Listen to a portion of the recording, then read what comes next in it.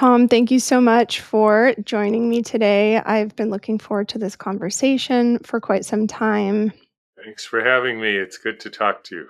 I've been following your work for a couple of years now. I first discovered it when I was on my own parenting journey with my daughter and looking for alternatives. I know that you've become really well known in various circles when it comes to the truth about parenting, the truth about um, approaching pediatrics, alternative health.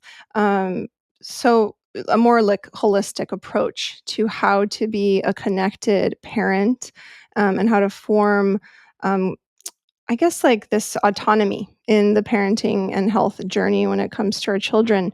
Um, I like to use the phrase decentralized parenting, decentralized health, because what I experienced as I was going through your work in my earlier years of motherhood was that I was unlearning a lot. Um, and I knew that I was going to be going through a relearning process, but it was the unlearning that was incredibly challenging for me at times, but it was also what was very exciting. So it was like this incredible dance that I had fallen into, and just simple things like I remember um, cloth diapering, right? Like I was really, invested in cloth diapering. Let's just use that as an example. And it was the easiest thing for me. And everyone had told me it's going to be really challenging. Everyone had told me, parenting is hard. Those first few months are hard. And following the principles of what I unlearned, right? I had to unlearn that it was hard and I had to surrender to whatever was communicated to me by my baby. It actually was maybe the easiest time that I experienced in my motherhood journey. I think when you quote do it right, it becomes a lot easier. And I can give examples of that, but um, doing it quote wrong, not that there's a wrong or a right way, but um, it's tough, and your life can be hell. And I've seen that, I've experienced it, and I heard that over and over and over. My life with my child is hell.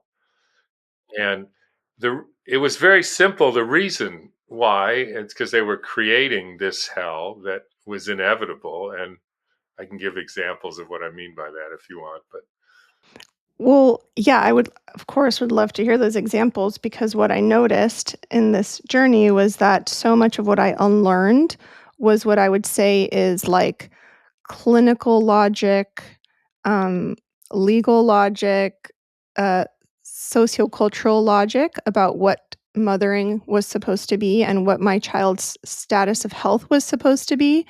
And when I guess, went more into woman's logic and maybe more spiritual logic about the process, there wasn't anything that I was pushing up against anymore.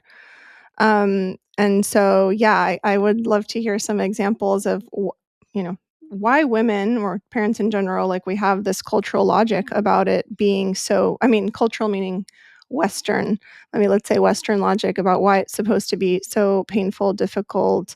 I mean, I think if I was to say that the root cause or the foundational thought that undermines parents and makes it very difficult. And by the way, uh, I did not like come into the world knowing or thinking like this. And I have often said if they gave a worst parent of the year award, I would have been up for the running a number of times because I had no clue. I have three children and one stepson. And it was only they were eventually got through to me on like what was going wrong that I sort of figured some things out. But let's give an example because as a doctor I heard, and I used to, of course told people to eat good food, and they would bring their children to me and they children were had health problems, and I would say you have to have the child eat good food, obviously, and they couldn't get the child to eat good food. And I don't know how many hundreds or thousands of families I saw that were being like wrecked with what I would call food fights. every meal is just a battle, and you got to eat it. And if you don't eat it, you can't go out and you got to eat this, or you can't get dessert, and on and on and on. And and the interesting thing for me, I had lived in Swaziland as a Peace Corps volunteer for 2 years, and I lived with a family, and they had little children and all the different ages. And I never once saw any child not eat their food. If it did happen once, I remember a child said something about their food. I didn't know what they said. And one of the child's brothers took away the food and ate it, like right away. And that was the last time anybody complained about their food. And what struck me, and it's obvious actually, is that children do not fight about the food, they fight about autonomy, or you could say the right to choose what to eat. Now, I would fight about that too, because that's how I choose food. I choose food based on what I want to eat and what I think is good for me and what works the best. And I don't eat food that I don't like, and I don't eat food that I think is going to not be good for me. And so I reserve the right to choose what I want to eat, as I think any human being, even a small child, does. Now, because that's a quote good thing to have food autonomy, I decided to give it to them. I let the child eat whatever they want to eat.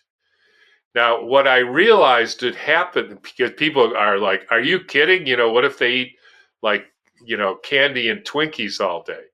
So what I realized is that if you give that all the food fights are about autonomy or the right to choose. So if you recognize that and give them that right, they will give you the right to choose what to feed them, because they don't really care about that. And I remember I figured this out when my youngest was 10, Joe, and I had had enough of trying to make him eat vegetables or whatever. And I said, Joe, you just eat whatever you want. He said, aren't you going to make me eat my broccoli? And I said, how would I do that? And he said, well, you could try to stuff it down my throat. I said, like with a stick or like a toilet plunger? I mean, how am I going to do that? And he laughed. He said, well, you could say that I can't go out and play on the trampoline if I don't eat my broccoli, right? And I said, well, I don't care. If you want to go out and play on your trampoline, it's probably fine.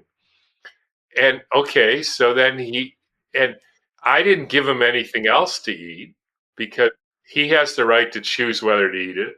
And just like the Swazi family, I have the right to choose what to give him. So I gave him whatever. He didn't eat it. And then the next day, he went outside and played and was happy, and there was no fight. And the next day he ate it. And then ever since, and then every once in a while he would say, I like Brussels sprouts better than broccoli. So I gave him Brussels sprouts. And that was the end of the food fights. Because, and the worst thing that happened, and I've done this with hundreds of patients, and it is 100% successful. And the worst thing that can happen is they go to bed hungry one night. And as long as, the key, and I've also noticed this with my cats, if I'm emotionally invested in like Lucy eating her food, because she's the one who lives outside and it's cold and I worry about her, and if she doesn't eat her warm food, I think she's going to freeze to death. And as soon as I think you have to eat this, she doesn't eat, because I'm infringing on her autonomy. I'm infringing on her freedom. So she does what's appropriate, which is say, no, you have to learn to grow up and respect other people or my freedom, or I'm going to starve myself. She feels the pressure and the quantum. She feels the pressure, and she needs to teach me how to be a better person. and she's willing to suffer a little bit in order to help me learn to be a better person. And that's amazing, really, because she's willing to go hungry if I'm not willing to just say, I made the food, Lucy, you can eat it or not. As soon as I do that, she eats her food because she's not, she likes to eat. Children like to eat, and they don't care if it's broccoli or whatever. You have to, you can work with them to figure out what they like and what's good for you. And if they say, no, I have to eat Doritos, you say, fine, go to the store, get your own money, go get a job and get your money and get Doritos. Yeah, that's what we do in our house. If there are requests for things that are outside of what I'm offering, then she's more than welcome to, at 9 years old, to take her hard-earned money and get what she needs or what she says she wants, and very often if she makes a request, like I'd never pierced her ears. I never did anything to her that she didn't consent to, like antibiotics, vaccinations, a haircut, piercing her ears, nothing. And so at 9, she said, I'd like to get my ears pierced. I said, okay, let's talk about it in a month. Because the policy is if in a month she still feels excited about the thing, then we'll do the thing. And so, yeah, she said, okay, I'm ready. And it was a whole ceremony and it really mattered to her. And now it's for her, it was a rite of passage of, coming in close to her double digits, she said. So, because I always talk to her about how we don't have rites of passage, in our culture, really. I mean, like we have bar mitzvahs, we have quinceañeras, we have different things in the West that we could say are rites of passage. Um, but other than that, I mean, there isn't really, apart from, when a girl begins to menstruate, I'm hard pressed to find these really ceremonial rites of passage that can help a girl or a boy really to note themselves now into manhood, womanhood, like I see in other cultures with, face tattoos or, month-long preparations from all the women in the community to help them, guide them into womanhood or their childbearing years. And so she's always saying, let's do this as a rite of passage. So we're always having that conversation. In all your work with children, did you like how valuable is that rite of passage, would you say? Because what I'm noticing a lot working in the birth world and having clients who, I've known them now, some of the babies I watched be born, 14 years ago are now in their teens. And I'm noticing that the mothers are saying, like, I'm not really sure how to initiate my son or initiate my daughter, and I always suggest things like, how about some controlled hardship, like tasks around the home, work, because, and I want to get to this, what you wrote about in your book, this whole idea of school. And so they're going through this, very centralized type of what we think is education, but it's really schooling. And then the children don't have actual opportunities to learn discernment or learn how to initiate into their own, I don't know, and to embody, really. And so they look for things for their kids to do to give them responsibility, give them some controlled hardship, but it's difficult for them. So as a doctor, as a, family practitioner, like how would you say, and as a parent, like how would you say we can create these initiations for children? Is it that simple or is it a much bigger can of worms? Yeah, I can't say that I've looked into the sort of traditional rites of passage or initiation processes very much. My experience is like, and this is my looking back on my life, that life will give you the experiences that you need in order to sort of overcome challenges. Like I wrote a chapter in the book on my encounters with a fellow named Willie in my high school. And basically, I was the only white guy on the all otherwise black basketball team. And it was pretty challenging. And I got like threatened and punched and, physically intimidated. But I had this connection with the best player on the team.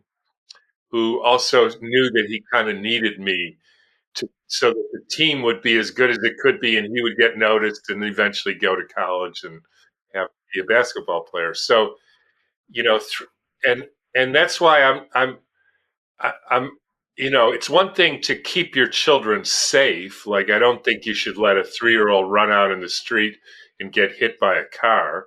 So your first job is keep them safe. But your job is not to shield them from what life will throw at them. And life will present you with challenges. And I talk a lot in the book about being on your child's side and what that means and how do you do that. And if a child knows that their parents are on their side, it's a game changer. Now, I didn't know that because I never even talked about what was happening with my parents. So I just went through it by myself and sort of figured it out. But it had a big impact on my life. And I think if you could be on your child's side, in other words, you're just hearing what their experience is. You're not even trying to necessarily coach them or guide them unless they ask you, like, what would you do in this situation? Then you might say, here's what I might do. Otherwise, you just are there just to listen and hear their story, and they'll figure it out. And your job is not to, like a lot of times happens today, to try to have nothing bad happen to your child. Like, that's sort of the model for today's parents, and that's a recipe for a weak child. I guess some might call it a helicopter mom, for example. I was creating this somatic experiencing course with a friend who's a somatic experiencing coach, and I was creating it for my clients who are planning for birth. And the whole premise is just noticing the system and when it becomes dysregulated, how to just identify that as a first step. And one of the examples he uses in the class is that when you take a child to a playground, for example, um, they did this experiment, I think it was in Netherlands actually, where they took children to playgrounds, and one of the playgrounds had this fence, this wooden fence that was at the perimeter. And so the mother said to the children, you can go anywhere within the wooden fence, right? And so the children felt that kind of container where I said, I'm free to do whatever I need within these parameters, and like everything's fair game. The mother's systems were able to relax and kind of settle into that experience. And the children's systems were also able to settle into that experience because there was a framework presented. And whatever happened within that framework happened, right? They fell off the swing or they went down the slide head first and hit their head. However, um, what they noticed is that children weren't fighting with each other, and children didn't come out screaming and feeling like they needed their mother. The other part of that experiment was taking them to a playground where there was no wooden perimeter, and there was a street nearby that had, some cars. The mother's systems couldn't relax, and they kept telling the children, "Stay close, don't go. Stay close, don't go. You can't go beyond this point, or you can't go beyond that point." And it seemed really arbitrary which point that they could go past. It was all based on the mother's ability to hold discomfort, you know, the distance, right? That's similar to the another chapter in the book where I learned a lot from this place called Noken, which I think is in Holland. And so they have a perimeter, and it's like a homestead with like a farm, and they have no rules for the children except um, the children. You are not to help a child climb the tree. So they come in the morning and they sing a song, and a child can sing with them if they want. Then they go outside, and the adults make bread and tend the garden and feed the chickens, and the children can help or not. They can go off and play or climb trees. And they have this huge tree, and there's sometimes like 20 children in various branches of the tree. And the young children often can't climb the tree because it's too hard to get up, and they never help them. You just don't. And even if a child which they don't in this situation would say, "Oh, cry, I want to go up in the tree." First of all, if they can't climb the tree, it's not safe for them to be up in the tree. So that's the first thing. Second thing is you take away the beauty and the meaning of life by helping them climb a tree. And even if it takes them a year, they circle the tree and touch the tree and kick the tree and they're angry with the tree and whatever. It's just fine. And then one day they're strong enough and savvy enough and they climb the tree and everybody's happy. And that's how you do it. And I've had experiences with my grandchildren. And one of them in particular was climbing this thing and spent a whole day trying to climb this thing. And it was hard for her. And then as I say, stupidly helped her bottom, and helped her to get up to the next level. At that point, she lost interest in the climbing thing and started saying to me, "I'm bored. What should I do? What should I do?" And I think she was punishing me for being an idiot because I interfered with. I mean, so what if she's frustrated? It's fine. I mean, she was, and if she can't get up, she can't get up. But it turns out she could, eventually could, and she didn't need me to help. And I took away the meaning of that experience from her by helping her up that climbing thing. Yeah, I mean, it's so fascinating to note that a parent's discomfort with their child's frustration is really why they go in to correct them. I don't really believe that it's so much that they wanna prevent the child from feeling frustrated, they just don't have the capacity yet to witness someone else's frustration, you know? And, like, I remember with my daughter, I just turned the whole I lived in this, like, tiny Miami apartment. She was born in that apartment, and I just basically made the whole thing her playpen, let's say, the whole floor. I never had, like a little cage for her or anything like that. So she was able to go wherever she wanted to, and if she could climb it, she could. And if she fell, she would fall, and then she wouldn't do it again until so that's why I suspect she started walking, right before 11 months. I never used a stroller or anything like that, and we had these back steps that went to the garden, and one time she got out, and I just watched from the window, and she kinda, like, rolled down the back steps and, like, hit her head on the concrete and then, like, sat up and was like, "What just happened? Oh my gosh, I'm outside," and, like, grass, and, like, I broke free from the apartment, and she's just out there, and like you said in your book, it's like unless some severe danger is about to go down, like, do not intervene. And so it felt instinctual to me, um, because I knew the whole area was safe. And again, it's the idea of that wooden fence. It's like if I create this whole area of safety, everything within there is just for her to explore, to examine, and to start learning discernment and say, oh, I like going into this room. I'll go there now. And I'm not telling her to go to the room or to go play in that room, right? That's why I never had like a designated playroom because for her, the underneath the kitchen sink where we had all these like pots and pans. That was like her play area. That's what she found the most interesting for whatever she was working out at the time. Right. And I'm not saying you let a 3-year-old run in the street and get hit by a car. That's like right, of course. But within the parameters of you create, us, our job as adults, so called, and parents is to create as many possibilities for them to do what they need to do. And then you interact. It's like at this place, some children will ask you how to make bread, and then you just make bread with them. You don't even teach them how to make bread. You just make bread or plant carrots or feed chickens or climb trees or throw a softball or play a recorder or whatever it is. And when you do that, the children respond in a completely different way than what we see today's children. Right. That's something I really appreciated about the time we spent at the Waldorf school before we started homeschooling. I loved that there was a whole interview process, first of all, about my birth, how long I breastfed, the whole thing.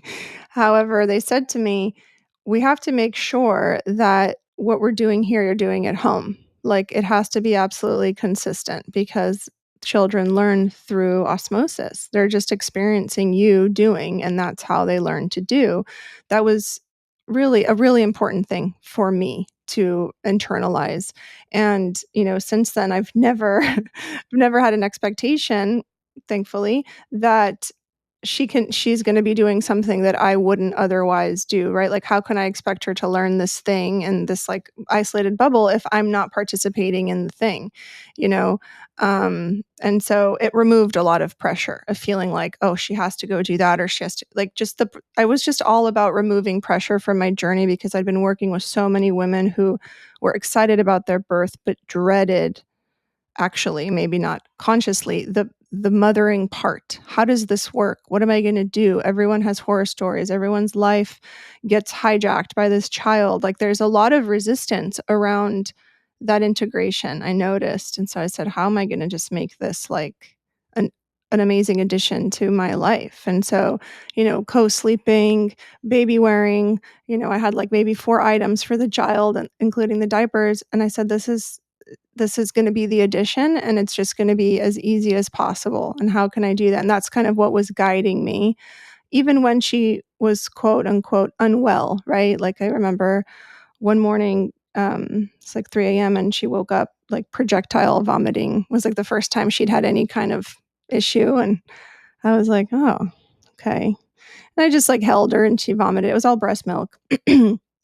And I just remember thinking like, well, it's just one night. I don't, I'm not worried. Like maybe she ate something. She crawls everywhere. Maybe she ate a worm or something. It's Florida and there's plants everywhere. Like I don't know what this could be. And I know that most clients of mine would have been, calling urgent care, or they would have gone to the ER. I mean, it was like exorcist style, like on the walls. And I just had to trust something inside of me that said, like, she's passing something, and that was a rite of passage for me to trust my internal system saying, it's okay, it's going to pass. Rather than what I had been, maybe taught as a child, to react to these things and go to a centralized medical system to give me information about what was going on. And that really set the tone, I would say. And even today, I know we're talking earlier, I said she's having a morsel conflict because she, for the second time in her life at 9 years old, was vomiting like everywhere. And she was just like looking at me, and she'd turn over and she'd vomit and she'd say, oh, this doesn't feel great. She's like, sometimes I feel like I'm in a video game. And I was just thinking like back to that moment when she was 2. And I was like, yeah, if I had reacted differently, perhaps at that moment when she was 2, if my system had gone haywire and I'd picked her up and panicked and, made her feel scared of her own body, she might not be so calm today. Um, and that leads me to a different question about, like, a lot of people say to me, because I've gone through the whole like circumcision conversation or certain childhood procedure conversation with my clients, and they'll always say, children don't remember. Like, we want to do it to them as early as possible because they'll have no memory of it later. And then when I've done these birth trauma processing sessions with adults, which is something that I do quite often, I've had men actually recall the moment of their circumcision, like they'd never thought about it before, but through the meditative process, they've actually recalled maybe seeing their dad on the other side of the glass, or just these snippets um, of memory come through. What would you say? Like, do you believe that children remember, right? Because if the body remembers, then we remember on some level. Everybody remembers everything, period. And by the way, having seen a circumcision and I was supposedly being taught how to do them, I saw one It was I mean, that is the definition of torturing a baby. If you've ever seen somebody being circumcised, you would never circumcise your child. Never. And in my residency, I was the we there's a whole thing, and when you do this, you always want to do it to be certified to do as many procedures as possible because that's how you make money. So so I was had the possibility of being certified to do circumcisions. And I saw one, and I already knew, but they made me see one, made me sort of. And I said, I'm never going to another one. I don't care what you guys say. I'm never doing this. And what do you mean you don't want to do this? There is no way I'm ever going to participate in this. So it is barbaric. I mean, torture, and of course they remember everything. Everybody remembers everything that ever happened to them. It's embedded in the structure of your being. Anybody who says that that's not true I mean, that's just ignorant. But I was going to say, there's when you get into this stuff, as far as I can see, there's two reasons why parents don't sort of, like they when they hear this, they probably think, yeah, this makes sense. But there's two things that happen to parents that get them. One is this idea that if they don't teach their children properly, the child is going to grow up and be like a savage, like a out of control, drug addicted, homeless bum, prostitute, whatever. Um, like nothing good will happen unless I show them the proper way. And that's just total nonsense. And the other thing that happens is, and I saw this, I, you know, so I would be sitting with somebody would bring their child has asthma or something, and I would have an initial visit, and th- I would be sitting with the child half an hour and the parents. In the half an hour, the amount of times that the parents said no to the child, don't do this, don't do that, and the child paid no attention to them. And so after a while, I started actually counting. I had like a little piece of paper on my desk, and every time they said no, I would put a check just so I could say. And I got up to 23 times in half an hour once. And not once did the child ever listen. Like, don't touch his tool. So they touched my tool. And so why would a person do that to be so ineffective? And I think the first thing that gets the parents is if I don't teach them right, they're going to be a savage and a homeless bum and a prostitute. And the second one is if I don't get them to act properly, this nice doctor is going to think I'm an incompetent idiot. It's going to reflect on me. My friends are going to realize that I'm a hopeless bum at raising my child because my child is like out of control. And so I'm going to try to manage their behavior before it gets to that stage so I don't look so bad. And I can tell you there's a guaranteed outcome of thinking like that, which is your child will harass the crap out of you. Guarantee it. And if you tell them no 23 times in a half an hour, what you're doing is teaching them not to listen to you. I used to tell the parents, patients, you get one no a week, and you better make it a good one. Like, and if you say no, and if you don't need to use the one, don't use it. But if you say it, like, don't throw up on your sister, like, then really don't throw up on your sister. Like, throw up in the toilet. Uh, and if you don't do that, what you're teaching them is not to listen to you, which is what most children these days learn.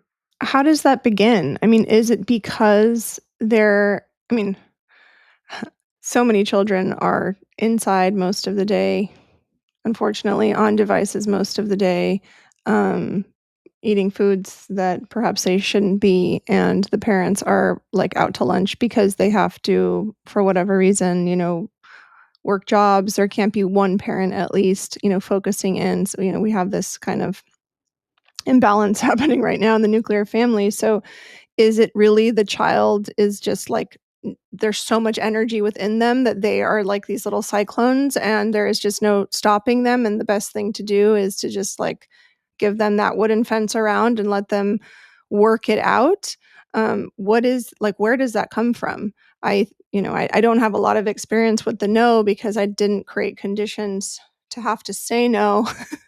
um, you know, but I wonder, because I have many friends who struggle with that constantly. I mean, even the kid is like, 6 years old, like, I don't have to listen to you. I've heard that, and I'm like, oh wow, I've never heard my daughter say that, and I've also just like never punished her. I heard it all the time. I mean, it happens because of these things. Because the parent's attitude towards this child from the get-go is, I've got to teach you to be proper or you're going to be a savage. So that's the first thing. And the second thing is they're ineffective. And that comes from this, it's like a deep feeling of insecurity on the part of the parents that I know I don't know what I'm doing. You'd be a lot better off, as I did with eventually with my children. I would admit it. I don't know. Here's what I think we should eat. Here's what I'm going to make. Either eat it or you don't eat it. And here's what I think we should do. What do you want to do? And if I'm not going to force them to do anything, and you you end up showing them that you're going to listen and you care and you're on their side, and then they don't have to, because what I think is happening is they're teaching us to be better people even at their own expense. And I saw this once with the worst autistic child I ever encountered in my all my years, and I had a lot of them because I was like a school doctor for 3 different Waldorf schools and all this for 35 years. And I ended up thinking that everything a child does, or anything anybody does really, is a communication strategy to express what their needs are. That's one way to put it. So I imagine then, so you take this, you know, day old baby and you inject them with poisons so that they don't get a sexually transmitted disease. Like, that's nuts, right? Now, then I asked myself, if I was this child, how would I communicate to my parents that this is like crazy? You don't want to be doing this to me. And I could explain it to them, but you're a 1 day old, you don't even know how to talk, right? You could write them a letter, but you don't know how to write. So the only thing you have available is scream. And so you scream enough, and then they might think, if you're lucky, wow, that was a really stupid thing I just did. I'm not going to do that again. But most of the time, they don't get it. So at 2 months, they go and inject you with more poisons. And then you start screaming again because what are you going to do? You have to communicate that this is crazy. They're just poisoning you for no reason at all. And then they still don't get it. And then they do it again at 4 months. And then they do it at 6 months. And then you have to act goofy. And why are you acting goofy? Because you have to make their life miserable so they stop doing this to you. And and then this goes on, and sometimes parents, they don't even get it, and they say there's something wrong with my child, etc. And then he's 4 and he's still acting goofy and banging his head and throwing things and the whole bit.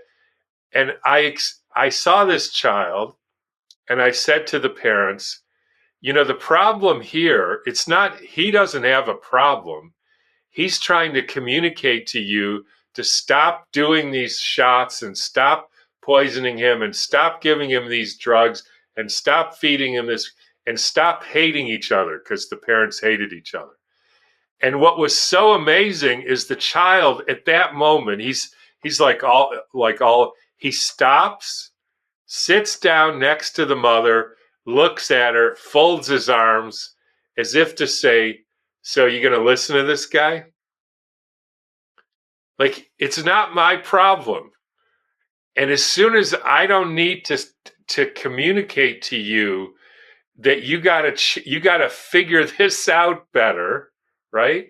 And stop doing these stupid things, I don't need to act goofy anymore, because I'm acting goofy so you get it, because I love you and I don't want you to be that stupid and I don't want you to treat me like this anymore. And some parents get it and some don't. And they just drug their children, etc. And they blame it on the vaccines, etc., which it is partly the vaccines, right?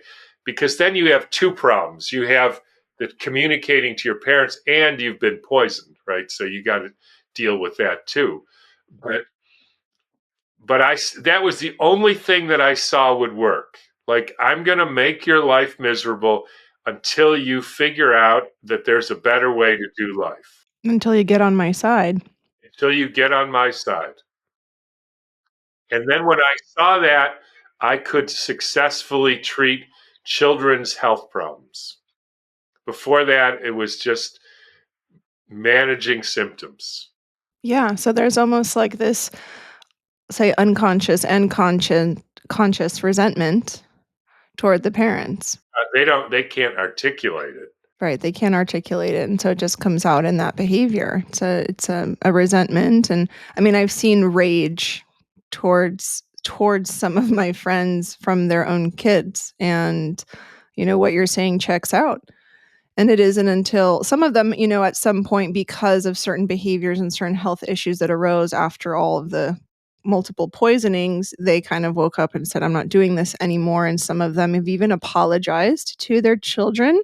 And that apology energetically made a huge difference. I mean, they've called me and told me, like, everything's changed. Like, she's like, I feel connected to her now. That space I felt, or the distance that they thought was a response to the poison, was actually an unconscious distance they created because they didn't feel safe with their own parent. I would tell parents to go in their bedroom at night if they're young, and if they're older, you can talk to them and apologize for what you did.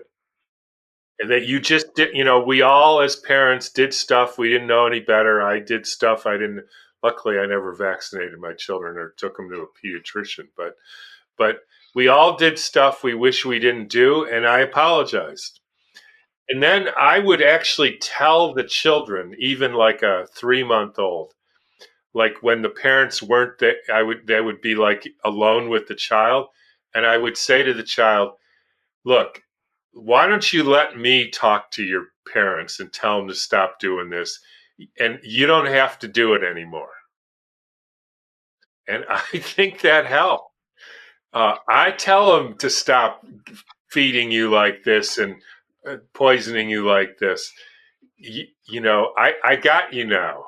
I'll help you with this, so you can you don't have to get yourself sick in order to communicate a message. I'll help with that. And that was in part of my role as a doctor. Yeah, an alliance. Yeah, with the child. Yeah, I've gone through a similar exercise with some of the women I've worked with who feel a lot of, maybe let's call it guilt or shame, which is like the most damaging thing we can feel, um, about the way that they chose to birth the baby, and some of the self poisonings they did during the pregnancy, and some of the interventions they elected to do during the birth, and later recognize how that impacted the baby. Um, And so they've done that. That's a similar exercise, apologizing for not knowing any better, apologizing for reacting out of fear, which is why I think parents choose to poison their children, is because they're fearful of like the boogeyman that they've been told to be fearful of, right? So that's been an incredibly healing exercise for them, in their journey to get closer and build more intimacy with their children. Because I always think, like, if my daughter wants to hang out with me when she's a teenager and an adult, like, I did something okay. Like, that's my measure for, like, how well I did. And so I try to do things to make sure, what would I have wanted, right? Like, what would I have wanted from my mother to build that trust? And then I just try to do that thing. And getting on their side is the thing. Yeah. Getting on their side and say, how does the world look to you? And then if you're interested. And I can tell you that you're right. The shame and guilt doesn't help. And we've all done things with our children that were not the greatest things to do. Everybody. So you just, and I think the children are very forgiving of that. And you just say, that was the best I knew at the time, and let's go on. In all your years of practice, and even in writing this book, if you were to reverse engineer maybe the mother's like specific trajectory, I'm so curious how the way a woman approaches her pregnancy and her birth impacts the nuclear family.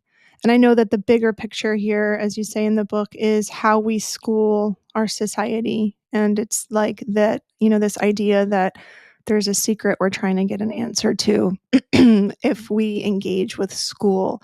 So for me, that's kind of the bigger, umbrella of our collective consciousness, is this idea that school is going to help us unlock the secret. And then this kind of more individual track is like, how is approaching birth and the pregnancy, how does that impact the way in which a mother and the nuclear family form and connect afterward? I don't know that I've ever thought about it. So all I can say is that a healthy woman in a healthy marriage, who, with the man, the husband, the father, essentially, providing a container for the family to live in, that the mother feels safe and protected and cared for. And then comes all the things that, we do, like eating good food and being out in the sun and grounding to the earth and not poisoning yourself. I mean, it should be a birth, with a friend at home that has no problems, and it just goes as it goes. And that's what I would expect.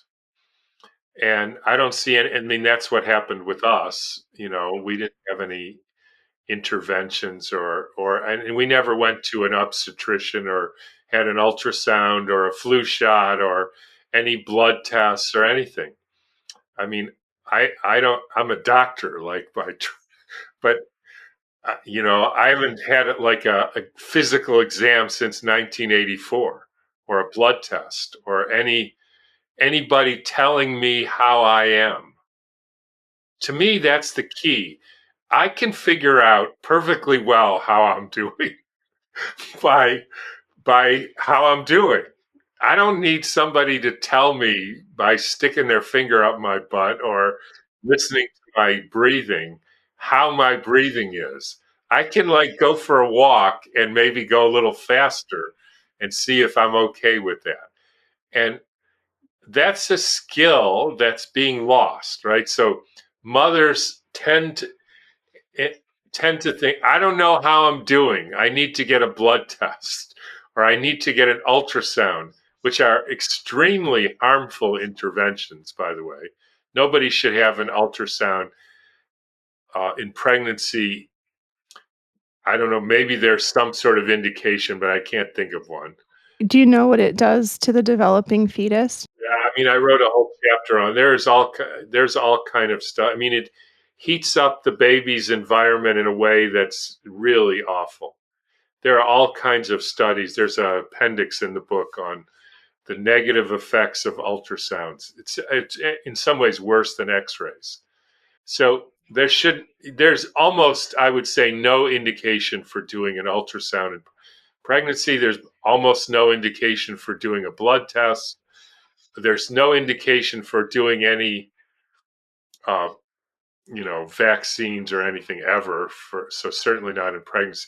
So, but so the power comes from a woman saying, "I've got this." Now, maybe she needs to talk to you or a friend, and you've been through this before, and I've seen other women and I've talked to them. So, what is it? What do you think about what I'm going through here? Right. So that's fine. But ultimately, the more in control and sovereign the person is, I think the better chance they have of delivering the baby themselves with a friend to help. The friend being, a midwife or somebody who's done this a few times. Like, I'm not saying that there's no, you know, like reason or benefit from somebody who's had some experience. And if we're really sick, it's helpful to talk to somebody who's had some experience with something, right? That's okay. But ultimately, it's about empowering yourself. And I think the father and the husband is a part of that, who makes this safe container that the woman can feel, okay, I can, you know, I got this. Yeah, I'm always curious. I mean, when I've seen kind of high intervention births, it seems that there's also high intervention newborn and pediatric care, if that's what you want to call it. And so I was always curious about that association. If there was a disconnect from the birthing experience, it would make sense that there might be, in that postpartum process. And just feels like one thing often leads to another in those situations. One intervention leads to the next intervention. Leads to separation of the mother and the child, and then all kinds of untoward events happen to the child, and then you've got a real problem on your hands. And then we move into the world of schooling, right? Because it seems like there's this really soft, easy period of time before we start going into that reward and punishment world. And it's interesting because it's almost like when the child is interested in movement, that baby, like when the child shifts from like maybe that 5 month to 8 month period where they've ideally are crawling, moving, that's when we start where they're no longer an infant that, we're coddling and nourishing. Now we're starting to like maybe punish and reward, control a little bit more, or it's more obvious. Let's say the control is more obvious. Um, and then often put children into these like, pre-K programs or daycares or different institutions, and with the intention of socializing them, and then it becomes this whole thing. And so for me, like that the idea of schooling, this centralized schooling, and this more centralized birthing is really what has the nuclear family under attack. And the individualism that one can develop, their identity, their interest is under attack with these two things. So how does a woman, maybe she's at this juncture now where she's at a crossroads of, how do I do school? How do I do this? How can she start to, let's say, like, decentralize herself, unlearn this, um, you know, bit by bit? Because I know a lot of women say, "Yeah, I'm fine," kind of just letting them be until they're like 5, but then they need to go to school, because how will they have opportunities, and how will they have money, and how will they ever develop a skill, and how, and I know this is a much, much bigger conversation, but that's the underlying fear for even the most, let's say like alternative mothers, or, whatever you want to call it. conscious parenting mothers. Yeah, it goes back to the if I don't teach them right and send them to school, they're going to be savages and homeless and a prostitute and end up snorting cocaine on the street. And so I've got to send them to this government run, state run institution that, when you follow the whole thing back. So, first of all, how does this state run institution get its money to do these schools? And I typically ask people, have you ever gone over to your neighbor's house and said, I saw you just put an addition on your house, and I'd like you to give me $1,000 a month so that I can send my child to school. And by the way, if you don't do it, I'm going to put you in a cage. I mean, people wouldn't do that. Or how about, if you don't do it, I got 20 friends and we're going to come to your house and you don't fork over $1,000 a month. Or a year, we're going to put you in a cage. Nobody would do that. And yet everybody does that because that's what the government does. You built an addition. We're going to steal your money. We're going to call it a law or a tax. And then we're going to build a school. And then you have to go to the school, because if you don't go to the school, you're going to end up being a savage and a prostitute, and that we can't have that. And then we're going to, in first grade, we're going to teach you tolerance, right? Because tolerance, everybody wants to be tolerant and get along with people of different races and colors, and so you have to be tolerant.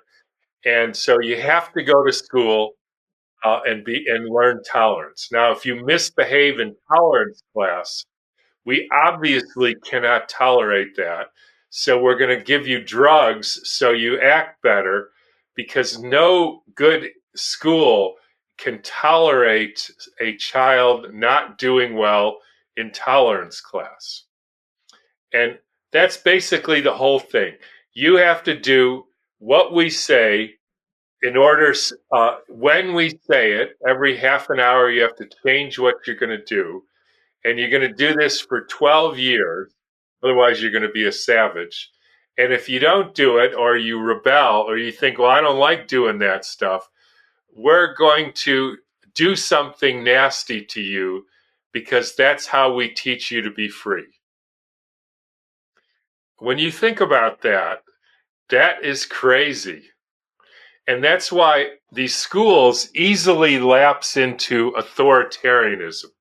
You have to wear masks, you have to do this, you have to do that, you have to take these tests, you have to sit quietly even though they never do. And if you don't do it, we're going to drug you. It's inevitable. And the whole idea, they go on about, you do well in school and you go to college and then you get a good job.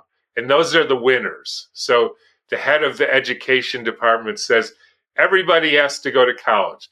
The irony is, if you actually look at the percentage of college openings for 18-year-olds in any given year, it's about 46% of the 18-year-olds. So basically, that means 54%, there's no college they could go to. So those are the losers, right? So we set up this whole system of winners and losers. And if you don't do what you're told and behave and learn what you're supposed to learn when you're supposed to learn it, then you're a loser. And that's what, as I say to people, the only thing anybody learns in school is how to be schooled. Yeah, and this is the fear that so many parents that I know are dealing with. It's like, my child can't be a loser, so I have to I have to participate in this enslavement. And I think many women or parents, let's say, just don't know how to operate outside of the enslavement, right? Apart from creating their own commune or micro society somewhere. Like, how do you participate in the world if you're not playing that game? Yeah. But parents used to come to me all the time. My child doesn't know how to read or is late learning to read. By the way, my child, when she started fifth grade, she couldn't read Run, Spot, Run. And the teacher called me up. She was in a Waldorf school, which I thought at the time were okay, which I've more or less changed my opinion Yeah. since, Yeah. since a lot of things, but COVID in particular. And he said, "What do you think I should do about, he was like a friend of mine." I said, "The only thing I want you to do is don't let anybody tease her or try to shame her because she doesn't know how to read. Just that. You don't have to teach her how to read. Just don't make her feel bad. Just go on, because she could do a lot of other things really well." Turns out then she decides she wants to learn to read. 2 months later, she read Mists of Avalon, which turns out wasn't such a good book to read. I didn't read it at the time. I had given it to her, and I could see afterwards she was going into puberty why she was interested in that book. But I didn't read it, so I didn't know that. But parents used to come, Johnny can't read. And I would say, okay, what I want you to do is do whatever you can to not teach this child to read. And then see if by the time they're 15, whether they don't know how to read. Don't try to teach them, don't do anything. Just leave them alone. Now, if they ask you, like, what is this word, sun, you say sun. You don't say, you don't go into this long thing about teaching them that S is pronounced S like that, or you just say sun. That's the answer. And I can guarantee you, you will not be able to prevent them from reading. And I was 100% right. Any child there, so I ended up with coming to the conclusion that any sort of normally intelligent person, child, right, who hasn't been like, quote, brain damaged, from vaccines, or there's only really one reason why they don't learn to read, and that's because you try to teach them when they're not interested. There is no other reason. So if you stop trying to teach them, they will say, and a guy named Ivan Illich proved this, he could teach illiterate peasants to read in 6 weeks fluently in Guatemala and other places.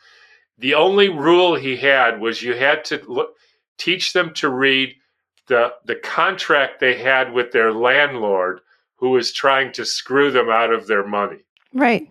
The motivation was there. And so he's taught them how to read the contract. In 6 weeks, they could read anything. The problem is, if you say to a child at, say, 7 or 8, here, you have to read this boring, irrelevant thing about Johnny climbing, a teeter-totter, and he just not interested because he'd rather go outside and catch frogs or whatever, he will respond by stopping learning to read. It's the same as the food. If you try to force them to eat broccoli, they will respond by refusing to eat it. If you get out of it and say, I don't care, if you're interested in knowing what it says on this page or that page, just ask and I'll tell you. Oh my gosh. I made that mistake during the pandemic. I remember that was when I pulled her out of the Waldorf school because they went totally woke. And she had shown interest. My daughter had shown interest because she was like she would open books and she'd start like, kind of making sounds and, she was 4.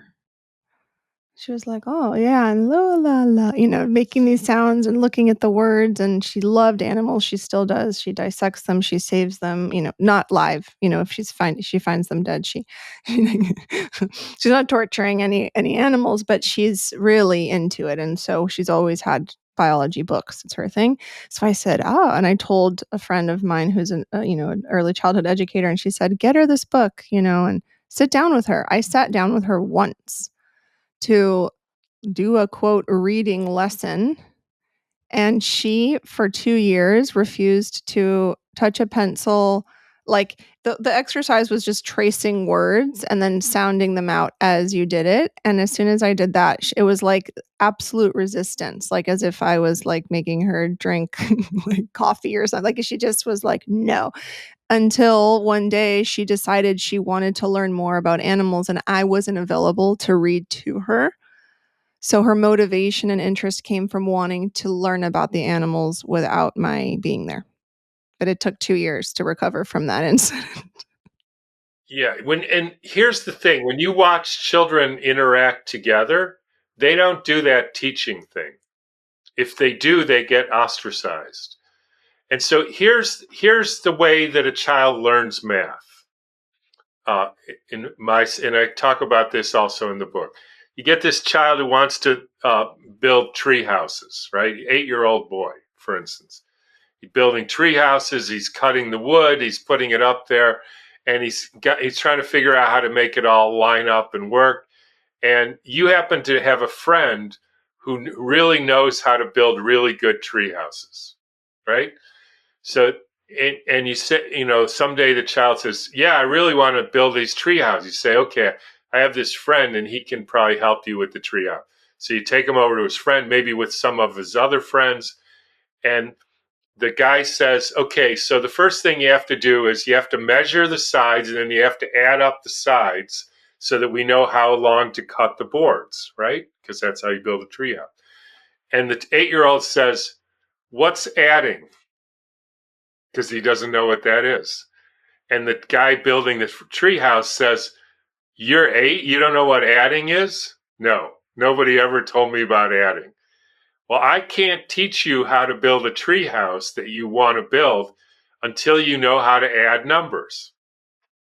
Okay, so that's the end of it. That's the end of it. So the child comes home, and I can guarantee he says to his parents, "Somebody teach me how to add right now, and or I'm going to find somebody who will." And so you say, "Okay, so here you go. 2 plus 2, here's how it works. In 2 weeks, he'll be fluent in arithmetic." And then he goes back to the guy and says, "Did you learn?" "Yeah, I learned how to add. So now I know how to add these numbers. And so is there anything else I need to know?" "Yeah, you need to multiply, but we can start doing this uh, like this." And then he builds a tree house, and then he figures out he needs to build the roof. He needs to multiply, and then he needs to figure out how to angles and geometry, and because he wants to build a really better one. And you're not saying, "Oh, you need to learn how to do geometry when right now because that's how you not be a savage and end up homeless." He says to you, "I need to know how to do geometry to build the house that I'm thinking. I know I got it in my mind that I want to do this, but there's some details here that I don't know about, and I need somebody to teach me. And if you're not going to do it, I'm going to find somebody who will." And to me, that kind of classroom, which is not school, it's the class of life, right? Goes on for your whole life. I want to know how to read Dostoevsky. So you find somebody who has read it and learned it, and you go to them and say, "What do you think about this?" And there's maybe 4 other people, and you talk about it, and then you figure it out. And, Ivan Illich set up this whole way of thinking about it, which is an educational society, which is a whole different thing than a schooled society. Schooled societies, he said, always go bankrupt.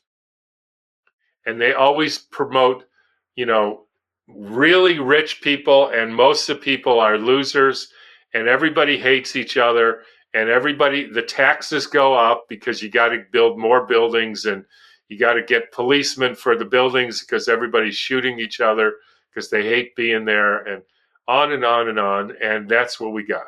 Yeah, it's one Band-Aid solution after another until we're just made up of a bunch of topical Band-Aid solutions. Right.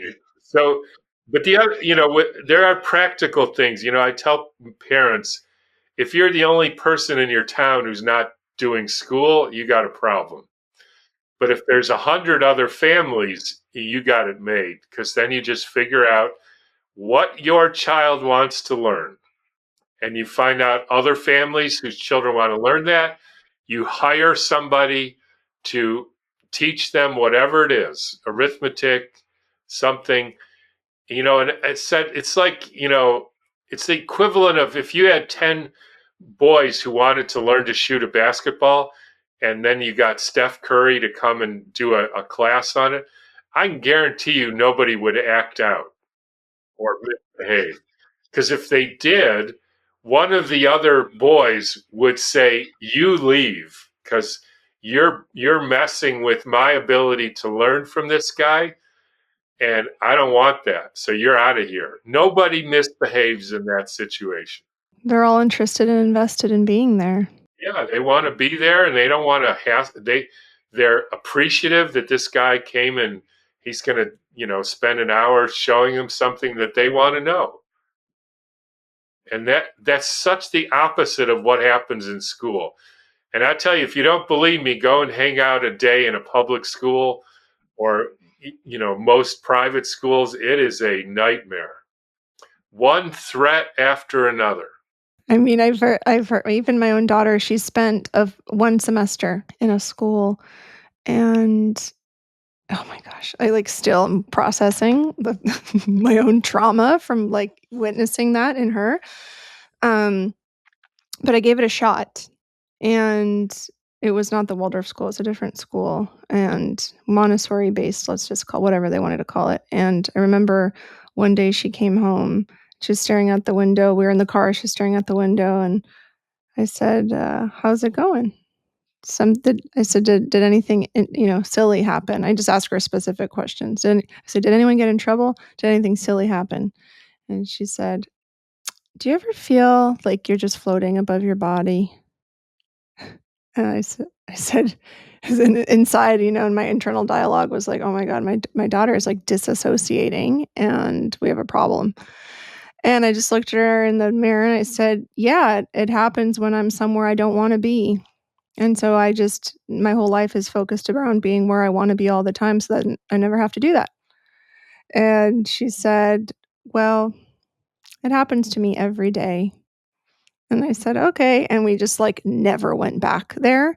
And, after that point, I finally asked her, "What, do you wanna tell me, like, what was going on?"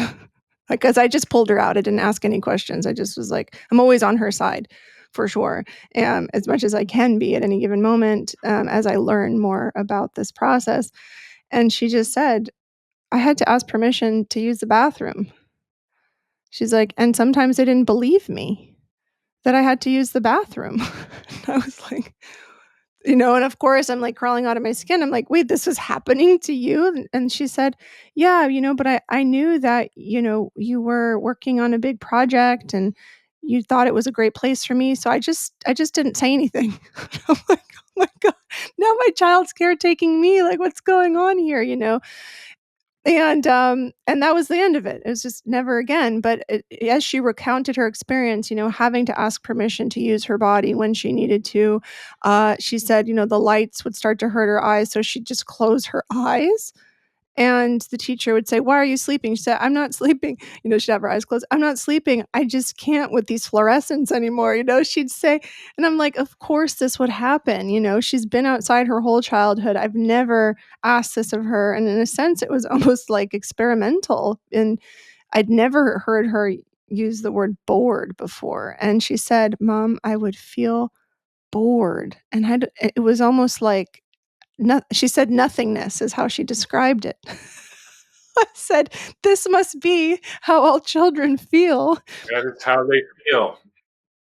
And the compliant ones just deal with it, and the rebellious ones try to get out somehow, get kicked out, misbehave, throw things, bash people, whatever. Any strategy they can think of. I was in and out of the principal's office my whole school experience. I mean, I was It's like prison, at the Jewish day school. prison with athletic facilities. That's what college is.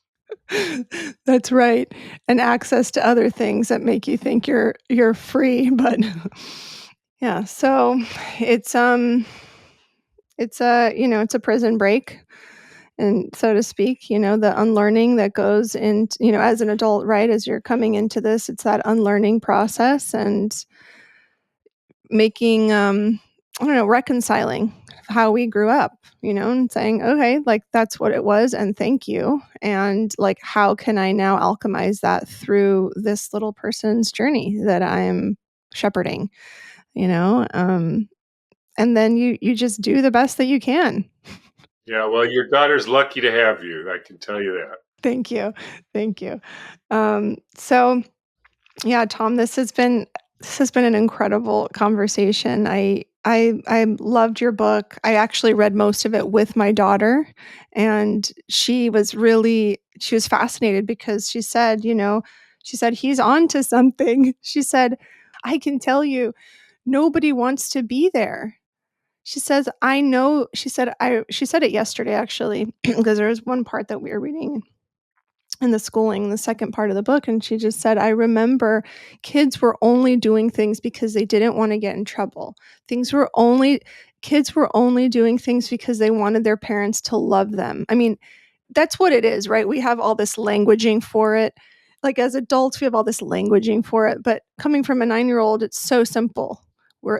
Kids are only participating in school because they don't want to get punished or they want their parents to love them, because children are loyal. They will take on a lot for us so that we can like do whatever it is we think we're doing. Absolutely. That's it in a nutshell.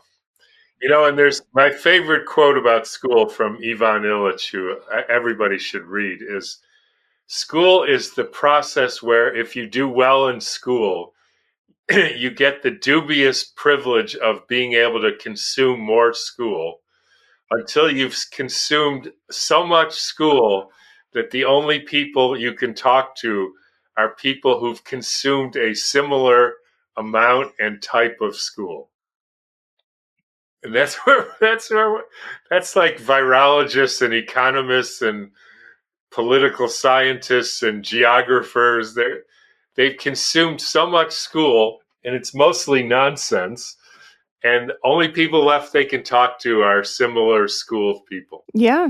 Unless they've done the prison break themselves, like exited stage left. But you mentioned that too in the book with PhDs, right? Or it's like you get to that point and then you hit the ceiling, and what can you only talk to other people who've like specialized in that school, like who've done the same amount of school. It's it's wild. Yeah. Well, thank you so much for this gift you've given us, this book. I'm going to put it in the show notes, a link to it, Common Sense Child Rearing. It made a big impression on us, and I'm just so grateful for it, and so grateful for everything you do and everything you've done for families. Thank you so much. Okay, thanks, Eyla.